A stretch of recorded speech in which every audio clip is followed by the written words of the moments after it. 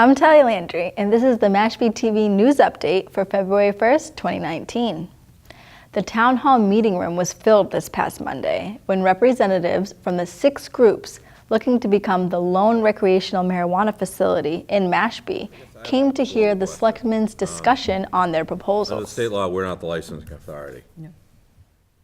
But it seems to me we're starting to behave a lot like we're the licensing authority. I'm not quite sure what we've got a committee that's gonna look at it. Well, that committee can look at it and rate them. Based and on bring them what? back. Well, to make sure they're in the right place. I mean, if it's a checkoff, they comply with zoning Right. and they comply with all the building, police, fire, access, egress requirements, I think that's fine. But that's not a qualitative evaluation of which project best meets the needs of the community, because I don't even know what that means. So I'm not quite sure, like, to my mind, the purpose of the host agreement is to allow this town to tell the state, it meets all of our relevant zoning and building requirements, and the town is appropriately compensated for whatever the impacts of it might be. And then it's up to the state to evaluate the qualifications of the individual applicants. As I look at these, I have no basis. There's different levels of detail. The completeness of the packages doesn't even come close to the level of information that the Cannabis Control Commission's gonna provide. So, some cases you know who's involved, some cases you don't, some cases there's people lurking in the background. Maybe you know who they are, maybe you don't. They're legit, they're not legit. I have no idea. And so I'm very leery of putting myself in the position of making a qualitative assessment of who's best out of this and picking a winner and giving them a license to what is admittedly by all of these, a license to print money. The selectmen voted to seek further counsel from the town's legal advisor and set up a screening committee to study the proposals. The committee, which will include the assistant town manager, fire chief, police chief, members of the zoning board, town planner, DPW director, and other town officials. The screening committee will evaluate the 6 proposals based on zoning, traffic patterns, and note any other red flags that may come up in their study of the proposals. The selectmen also heard an overview of town manager's budget for fiscal year 2020. The figure includes a 6% increase over last year's budget, but according to Mr. Collins, there will not be a need for the town to seek a debt exclusion or override to meet the budget. The main reason for the increases were described as insurance increases and in the cost of doing business. If accepted, the budget will allow the police, fire, and emergency personnel to once again be fully staffed. Regarding the suggestion of potential budget cuts, the town manager had this to say.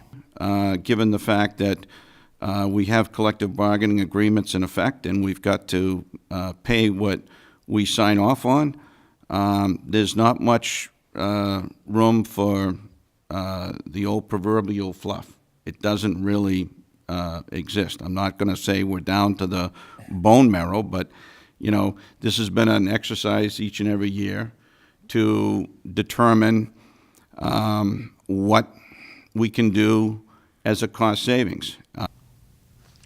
Discussion also centered around the anticipated revenue from both retail marijuana and an increase to short-term rental taxes the town expects to receive in the coming year. Right? Yeah. So we've now got a couple of new funding sources that are hitting us in the face. Yes. The hotel motel tax, local share, and the marijuana money. My suggestion would be that we look real hard at taking those 2 sources of money, which for the most part are not paid by Mashpee residents. They're paid by people coming. That's fair. Right? Visitors, right?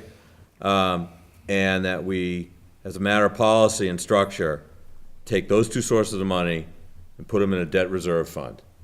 And we then look at lowering the amount of tax money on the debt screen here that comes out of property taxes and substitute we substitute the hotel motel tax money and the marijuana money for our to support as much of our borrowing as we can. That would let us take money that's coming out of people's pockets and collect less in property taxes without cutting services. In the coming weeks, the budget will undergo further scrutiny by the Finance Committee and the Selectmen before a final budget is presented to voters at the annual town meeting in May. To watch the full meeting and all meetings of the Mashpee boards and committees, go to Channel 18 on Comcast or watch meetings streamed live through the town's website. In tribal news, Tribal Chairman Cedric Cromwell received a vote of no confidence from the 11-member Tribal Council last week.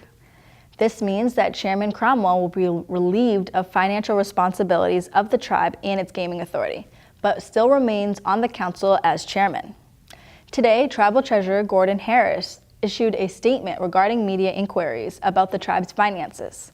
The statement said, "This leak of confidential financial information is clearly an attack on our tribe, designed to raise suspicion with non-tribal partners and allies and sow discord within tribal citizenry. It's difficult enough to fight for our land and combat the assaults on our sovereign rights without having to deal with leaks intended to undermine the hard work and credibility of dedicated, committed tribal servants."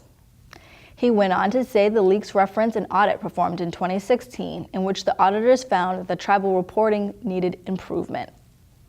Treasurer Harris said that the tribe has since worked hard to improve on their financial records and reporting, and that auditors found no instances of financial impropriety or findings of violations, or possible findings of violations of laws or regulations. The annual Awesome Chili Challenge was once again held this past Saturday at the Pomponessa Inn. MashpeeTV was there to cover the event.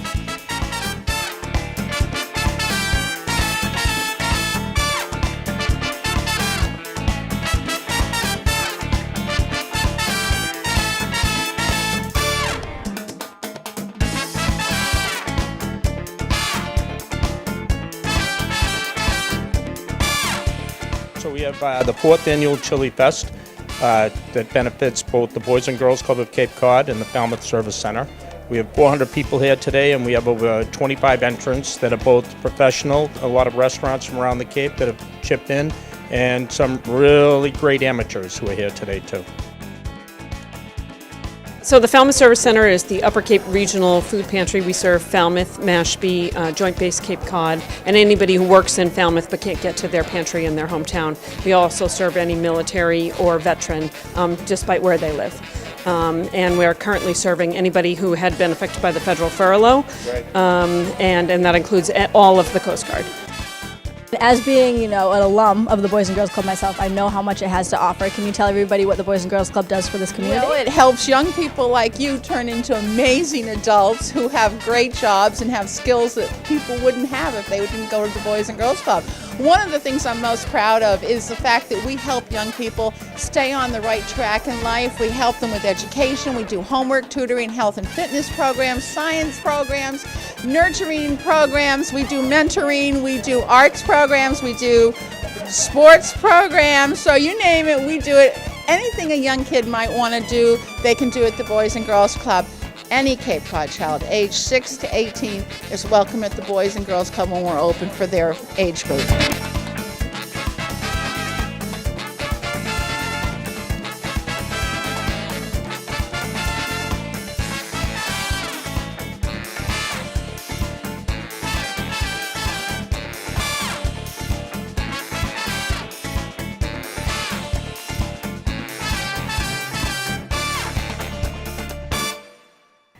And that wraps up this edition of the Mashpee TV News Update. Stay tuned for more updates and check us out on Facebook, Twitter, and Instagram.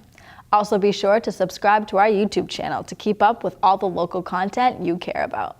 For Mashpee TV, I'm Talia Landry.